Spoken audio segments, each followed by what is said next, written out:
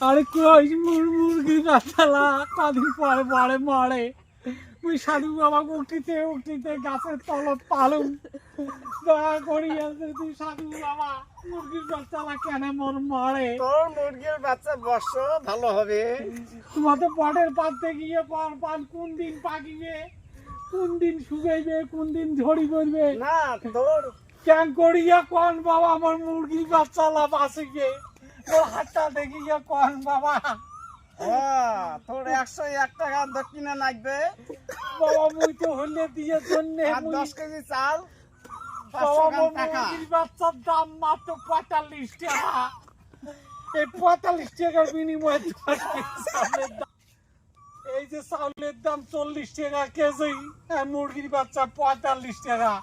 বাবা তোমার 10 কেজি চাইছেন এখানে কম নেম চাল না ইয়ার কমে আর করা যাবে না বাবা। না আমার 5টা বাচ্চা মরুক আর যদি তাঙ্গো 5টা বাচ্চা থাকে বাবা কত জানো হয় চাই বাবা ভুলি গেছো বা মোর মুরগি বাচ্চা মরিয়া একেবারে নাইন উঠায় ভাই 5টা মরে 15টা মরে 20টা মরে তোমার বাঁচান বাবা। আর মরবে না আর মরবে না আচ্ছা, হবে, চালু ভালো হবে হবে ভাই মোর মুরগি বাচ্চা যেন ভালো থাকে তোমার গাছের তলা ভালো হবে। জয় সাধু বাবা জয়, জয় সাধু বাবা জয়। বাবা কয়টা মরে মরুক 45 দিনে পরে তোর মুরগি বাচ্চা সব উঠে যাবে, তুই কোনো চিন্তা করিস না ভক্ত।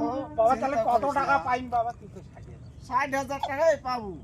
পাই মোটা 2,500 মুরগি বাবা যদি হইলে হয় তোমার চাল ডাল তোমার এখন তাইলে দিন আর মরা মুরগি গিলে তোমার মাঝে মধ্যে আনি দিন দিলে স্টক করে তোমার